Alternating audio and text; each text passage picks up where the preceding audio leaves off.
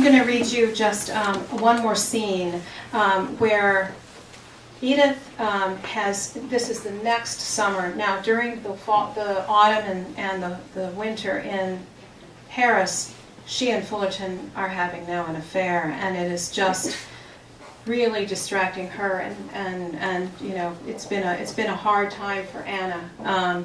And now they've come back to the Mount, and Fullerton, who was completely involved in the affair, is now not writing her and breaking her heart, just not talking to her in any way. She you know, even ends up cabling him. And I mean, the letters that Edith wrote are so heartbreaking. If you ever, I used many of them in the book, but if you ever read them, it's really touching to think of a woman so accomplished and so extraordinary being so brought low by a man who won't answer her letters. So what happens is Anna is feeling Edith's wrath. Edith has been very hard on her, and now calls her in to have tea with her. Edith sends one of the maids to bring Anna to the drawing room for tea. Nervously, Anna seats herself in the needlepoint bergère across from Edith. She can't even bear to look up, so she stares at her hands, but her eyes are unseeing. Her heart is rattling in her chest like a motor car with a faulty engine. "Would you like a cake?" Edith asks. "No, I ate too much at luncheon." In truth, she ate nothing. "The cook is very good, isn't she? I think the food is the best we've had here since we've taken up at the Mount." Anna nods, still can't look up. If she sees Edith's face, will she see a gorgon before her? Will she turn to stone? "Tani, I want to offer you something," Edith says. "A present, really. I hope you'll hear me out and be open to it." Anna's nerves keep her from sitting still. Her legs jerk as though they wish to run. "All winter while we were in Paris, you talked about how you wanted to get over to Germany, about your time there when you were young." Anna nods, but has a hard time remembering ever telling Edith that she wished to go back to Germany. Maybe she mentioned it once when they were talking about German poetry, but surely she didn't speak of it all winter as Edith's implied. "I want to give you a gift of a trip abroad." I don't understand. "We're quite fixed for money these days. It's rather stunning how well the books have done, especially The House of Mirth. It's such a success in France." "Yes." "I want to send you to Europe for the rest of the summer. Germany, Italy, wherever you like. I owe it to you."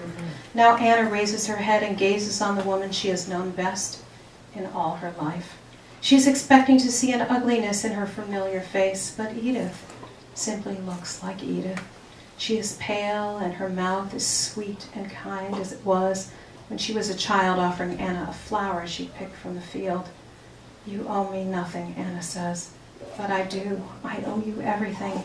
In truth, I'm not much fun to be with right now. I'm not myself. I fear I've been unkind to you." "I seem to irritate you," Anna ventures. "It's not you. Everything irritates me right now. I'm suffering, and only you know why." "But I don't know why. You haven't told me anything."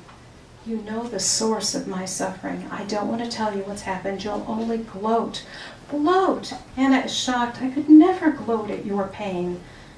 "I talked to Teddy about it, and we both want to send you to Europe as a thank you. If you want, you can come back for the autumn for a bit, and until we leave for France in the winter, or you could stay the rest of the summer and autumn and meet us in Paris. That's another option."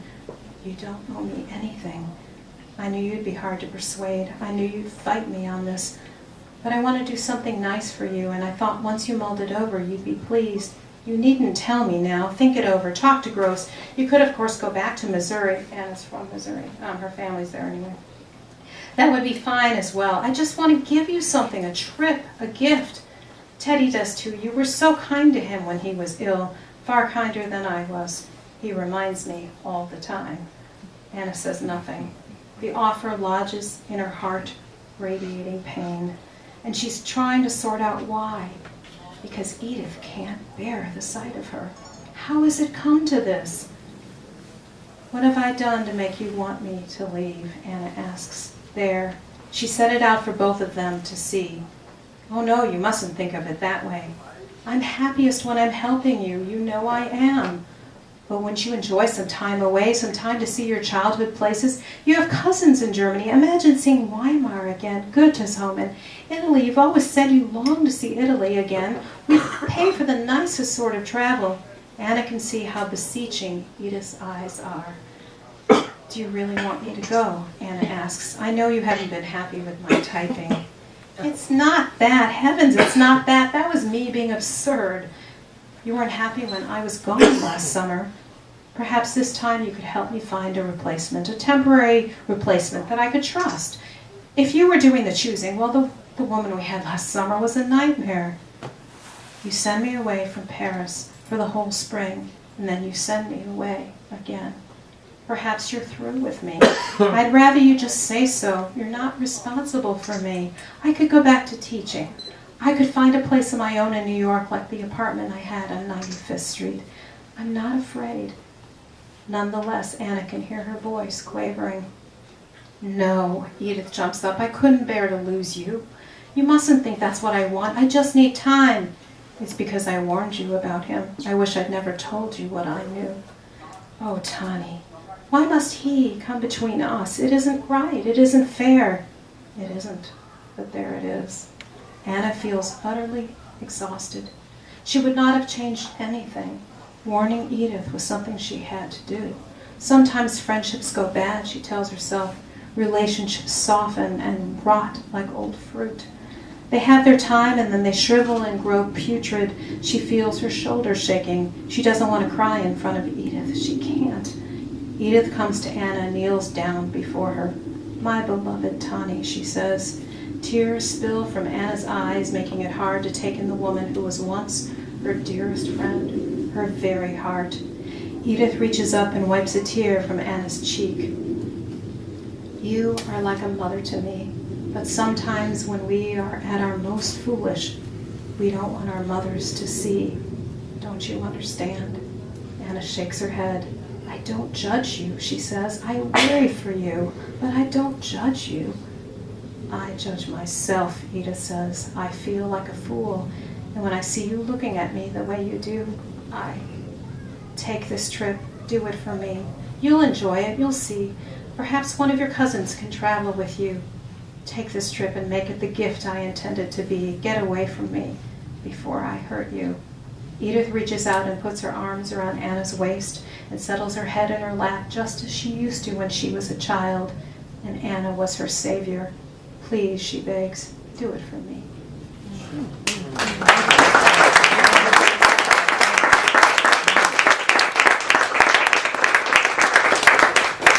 I'd be happy to answer any questions if people have questions. Okay, there's a question. Okay, you already know what I'm going to ask, but I'm just going to beg you, please won't you read about Henry James? Oh, yes. I don't know that I can even find that part. Okay, well, I will look for that part. This is an audience who knows Henry James Okay. and likes Henry James. Okay. You know, I didn't mark that part, so I'm not prepared. Trying to think where it is. Okay, it's early in Paris. Is it in Paris that he gets sick? Yes, it is. Here it is. Okay.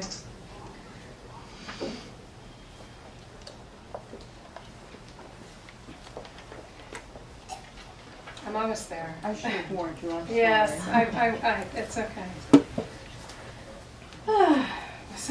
It's somewhere. Oh, okay. So Henry James has come to visit them in Paris. This is really before she falls in love with Fullerton, and they are great friends, as everybody knows. And then Henry manages to become ill, and this is true. He did become ill at their house before they went on a motor trip. They were going to go on a big motor trip through France. Edith is amazed that she has so far avoided Teddy's influenza. Instead, it's Henry who falls ill. 2 days after his arrival, he asks Alfred White, Teddy's valet, to inform Edith that he is seriously, possibly fatally, indisposed. I'm sorry, ma'am, that's what he told me to convey, Alfred says, looking at his shoes. Edith hurries to Henry's room and taps on the door. May I come in? She asks. if you dare, he says. Henry looks like a great beached whale lying in the middle of the lee bateau with the covers neatly tucked up under his armpits. I think I shall die, he says. You'll have to have a piano mover remove me from this lovely bedroom, he announces. He moans and lies back on his pillow. Edith notes that he has put on a beautiful silk dressing gown and wears an ascot. Quite an effort just for lying in bed. We'll take very good care of you, she assures him. She arranges for much tea with honey, all sorts of croissants and toast and stewed chicken to be brought to his room. Later in the afternoon, Henry asks for Anna. Soft, serious Anna enters his room, shuts the door, and doesn't come out for an hour. Edith, feeling a tad jealous, monitors the door. When Anna emerges, Edith ushers her away from Henry's room. What on earth did he speak to you about? She asks. He told me what he wanted us to do if he died. Edith can't help but laugh. He's not going to die. He simply has a head cold. I took notes, Anna says, and with only the faintest smile holds up a pad of paper filled from top to bottom. We'll have to have these framed for future reference, Edith says. Good heavens, he only wants black horses in his funeral procession, no cars? Very old-fashioned of him. A week later, when Henry is himself again, guests begin to arrive once more, including Henry's particular request, the journalist, Mr. Morton Fullerton.